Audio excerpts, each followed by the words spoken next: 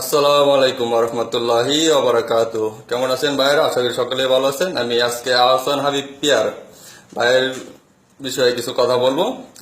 ওনার পক্ষে বলবো না, বিপক্ষে বলবো না। ওনার বিরুদ্ধে যেসব অভিযোগ আছে সেই অভিযোগগুলার মানে একটু কথা বলবো। প্রথমে একটা মেয়ে, অল্প বয়সী একটা মেয়ে, উনি ওনার বিরুদ্ধে কথা বলছে, একটা ভিডিও করছে। ভিডিওতে এই মেয়েটা একটা জিনিস মনে করা দিই, এই মেয়েটা কিন্তু আপনার চিনেন, আপনার সুজন ইব্রাহিম সৌদি আরব থাকে, ওনার বিরুদ্ধে কিন্তু একটা ভিডিও বলছে। ভিডিওতে কথা বলছিল যে এই সুজন ইব্রাহিম ওই মেয়েটাকে জ্বালায় এবং ফেসবুকে ভিডিও করে সবার কাছে হেল্প চাইছিল। ওই মেয়েটাই কিন্তু এই আহসান হাবিব পিয়ার বিরুদ্ধে, ভাইয়ের বিরুদ্ধে আবার ভিডিও করছে। তো মেয়েটার উদ্দেশ্যে, মেয়েটা যদি আসাদ ভাইকে যদি টাকা দিয়ে থাকতো, এটার অবশ্যই ডকুমেন্ট আছে।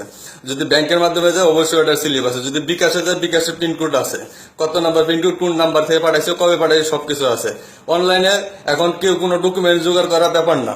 ওই মেয়েটা ওই ডকুমেন্ট দেয় নাই। দ্বিতীয়ত, ওই মেয়েটা আহসান হাবিব ভাইয়ের নাম উচ্চারণ করতে ভুল করছে। আগে ডাকছে পিয়ার, পরে হাসান হাবিব, তার মানে নামই চেঞ্জ করে ফেলাইছে। আর এই মেয়েটার সাথে যদি তার এতই ভালো রিলেশন থাকতে, এতই কিছু করছে, ওনাকে ইমুতে খুইলা মুইলা দেখাইছে, দেখানোর পরে ওই মেয়েটা এত ছ্যাক খাওয়ার পরে এই লোকটার নামটা কেমনে ভুলে গেল? সাধারণত আমি যদি কাউকে যদি একটা থাপড় মারি, ওই লোকটা কখনো আমার নামটা ভুলবো না, আমার চেহারাটা ভুলবো না। তাইলে একটা থাবর খাওয়ার পরে যদি একটা লোক যদি আমার নামটা মনে রাখতে পারে, আর এর কাছে সবকিছু দেখে সবকিছু নিয়ে নিছে, ইমুতে অনেক কিছু করছে, তারপরে এই লোকটার নাম কিভাবে এই মেয়েটা ভুলে গেল? 2 নম্বর পয়েন্ট, একটা বুটকি মহিলা আসছে। এই বুটকি মহিলাও কইছে যে আমার কাছে 5 লাখ টাকা নিছে। 5 লাখ টাকার ডকুমেন্ট দেখাইছে, অবশ্যই দেখায় নাই। তাদের নাম ঠিকানা বলছে। এই 2 মহিলাতে এক মহিলা, তাদের নাম ঠিকানা কোন দেশে আছে তাদের কি কিছু বলে নাই। তার মানে কি, এরা দুটোটাই হইলো তুতা পাখির মতো শিখানো লোক। আর ফেসবুকে গতকালকে একটা দেখলাম, একটা স্ক্রিনশট দেখলাম মেসেঞ্জারের স্ক্রিনশটটা সৌদি আরব থেকে এক ভাই ওনার পেজে শেয়ার করছে। আমি এই ভাইয়ের কাছে উদ্দেশ্যে বলতে চাই, ভাই আপনাকে আমি চিনি, আপনিও আমাকে চিনেন। এখন কিন্তু ফেসবুকে ফেক অ্যাকাউন্টের অভাব নাই, যার কারণে অনেক আইডি বন্ধ হয়ে গেছে, অনেক রিয়েল আইডিও বন্ধ হয়ে গেছে ফেক অ্যাকাউন্টের কারণে। আর আপনি যে কাজটা করছেন, এটা ফেক অ্যাকাউন্ট, আপনার পিক দিয়ে, আমার পিক দিয়ে, আরেকজনে অলরেডি আমার নাম দিয়ে, আপনার নাম দিয়ে এই অ্যাকাউন্ট খুলতে পারে, ইজি, এটা কোনো ব্যাপার না। আরেকটা মেয়ের নাম দিয়ে আরেকটা মেয়ের মেসেঞ্জারে চ্যাটিং করলো, বা সুযোগ হয়ে গেল, সুন্দর হয়ে গেল যে এই কাজ এরা মেসেঞ্জারে করে। ওটা আপনি হয়তো ইজিলি ভাবে বুঝতে পারছেন। আর এটা অনলাইনে সবাই জানে যে ফেক অ্যাকাউন্ট দিয়ে একজনকে হ্যারাসমেন্ট করা যায়। তো আপনার যে স্ক্রিনশটটা দিচ্ছেন, এটা বানানো, এটা সম্পূর্ণ ভুয়া। আর ওনার বিরুদ্ধে যেসব অভিযোগগুলো আছে, ওই অর্থ প্রতারণা, মানুষেরকে দানের কথা বলে উনি অর্থ আত্মসাৎ করে। শুনেন, একটা মাজারে কোটি কোটি টাকা আপনার জমা দেয় মানুষ, ওই টাকা কোথায় যায়? ওটার বিষয়ে কোনো কথা বলেন নাই। একজন আলেম, একজন সমাজসেবক, উনি একজন মানুষ বিপদে বললে উনি নিজের গাড়ি নিয়ে, নিজের লোক নিয়ে, সবকিছু নিয়ে যায়। কেউ কি ফ্রি খাটে? ইসলামের কাজ কোনো ফ্রিতে হয়? কখনো হয় না। ইসলামের কাজ করতে গেলে টাকা অবশ্যই প্রয়োজন আছে। আর উনি যদি এক জায়গাতে যদি 5 লাখ টাকা পায়, কেউ মানে এক মাসে 5 লাখ টাকা দানে উঠাইলো, উনি 50,000 টাকা যদি নিজের জন্য সেভ করে, বা 1 লাখ টাকা সেভ করে, তাতে আপনার সমস্যাটা কি? এটা তো কোনো অপরাধের কিছু নাই।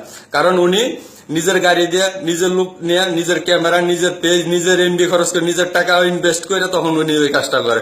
অতএব ওখান থেকে ওনার কিছু খাওয়ার অধিকার আছে। কারণ উনি 50 টাকা পাইতেছে, 10 টাকা রাখতেছে, 40 টাকা হয়তো দিতেছে, তারপরে উনি পুরোটাই খাইতেছেন, এটা আল্লাহ মালুম।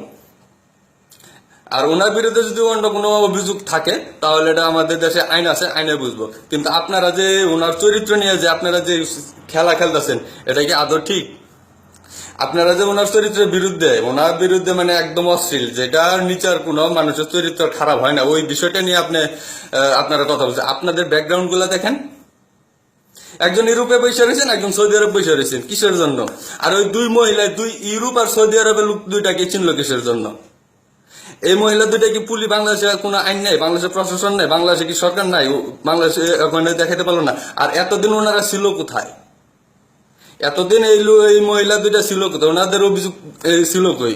দেয় নাই কেন? আর আজকে হঠাৎ করে আসলো কিসের জন্য? এখন হঠাৎ করে কিসের জন্য আসে? আর এই দুইটা লোকের থেকে সৌদি আর ইউরোপে এই দুইটা ওনাদের পেজ আইডি থেকে শেয়ার হয় কিসের জন্য? অন্য আইডি নাই, অন্য পেজ নাই। অতএব এখানে আপনারা যে সাজাইছেন, মানে খুব সুন্দর করে সাজাইছেন, কিন্তু সাজানোর ভিতরে আপনাদের ভুল আছে। মিথ্যা অভিযোগ করা বাদ দেন, একজন আলেমকে বা একজন ইসলাম প্রচারককে, একজন মানে এই মানুষের জনগণের খেদমত করার লোকটাকে উপরে যে অপবাদ দিতেছেন, এটা থেকে আপনারা ফিরে আসেন। এটা নেহাতন নাই। আর আর একটা কথা, আপনাদের ব্যাকগ্রাউন্ড আমরা অনেকেই জানি, ওটা বইলে লাভ নেই। আর এই আহসান হাবিব পিয়ার বিরুদ্ধে আপনার যে অভিযোগগুলো উঠছে মিডিয়ার মাধ্যমে, আপনি যমুনা টিভির কথা বললেন, আপনার হয়তো এক সময় বাংলাদেশের প্রত্যেকটা টিভি চ্যানেলকে দালাল মিডিয়া, হলুদ মিডিয়া, তারপরে ভারতের দালাল, ইহুদের দালাল, এগুলি বলে গেলেছেন। আজকে হঠাৎ করে কিসের জন্য যমুনা টিভি আপনার কাছে এত ভালো হয়ে গেল, প্রিয় হয়ে গেল? নিশ্চয়ই কোনো কারণ আছে। কারণটা এটা ফেসবুকে যারা আছে, যারা ভিডিওটা দেখবো, তারাই ভালো করে যাচাই করবো না। আর সেকেন্ড টাইম হচ্ছে, উনার বিরুদ্ধে যে কাজগুলো মানে অপবাদগুলো দেওয়া হচ্ছে, এটা সম্পূর্ণ ভিত্তিহীন। কারণ একটা ভিডিওতে উনি মানে এই আক্রোশটা আসার আগেই উনি একটা ভিডিও আছে ওনার, ওই ভিডিওতে একটা হিন্দু ছেলে মুসলমান হয়েছে, ওই ভিডিওটা প্রকাশ হওয়ার পর থেকেই এই তাল বাহানা শুরু হয়ে গেছে। তো এটুকুই বললাম। কারণ একটা মানে ইসলাম প্রচারকের বিরুদ্ধে এরকম অনেক কিছু হয়, আগে হয়েছে এবং হইতেছে। বাংলাদেশে আপনারা জানেন জাকির নায়েকের বিরুদ্ধে যে অপবাদগুলো দেওয়া হয়েছে, সারা বিশ্বের মানুষ অস্বীকার করছে। এবং স্বয়ং ভারতের আপনার মহারাষ্ট্র তদন্ত কর্মকর্তা এবং পুলিশ কর্মকর্তা, সিআইডি যা আছে মহারাষ্ট্রের, ওনারাই বলছে যে জাকির নায়েকের বিরুদ্ধে যে সব অভিযোগ আনা হয়েছে ওগুলো মিথ্যা। আবার ওই তদন্ত করতে যে ভারতের একজন সেনা কর্মকর্তা কিন্তু মুসলমান হয়েছে। কিন্তু বাংলাদেশের প্রত্যেকটা মিডিয়া কিন্তু জাকির নায়েককে কিন্তু নেগেটিভ ভাবে উপস্থাপন করছে, প্রত্যেকটা চ্যানেলই।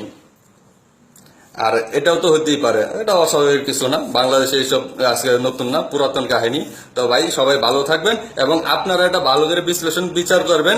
যারা এই আহসান হাবিব পিয়ার ভাইয়ের বিরুদ্ধে এই কথা বলতেছে, তাদের একটু ব্যাকগ্রাউন্ড গুলো চেক করে দেখেন। আর যে মহিলাগুলি বলছে, এই মহিলাদের ভিতরে একজন আছে, একজন বলছে উনি অনেক টাকা ইনকাম করে। ভাই আপনি কত টাকা ইনকাম করেন সেটা আমি তো বুঝতে পারছি না। একটা মেয়ে হইয়া আমার জানা মতে আরব কান্ট্রিতে মিডিল ইস্টের মহিলারা 20-এর উপরে বেতন পায় না, কিন্তু আপনি লাখ লাখ টাকা বেতন ইনকাম করেন।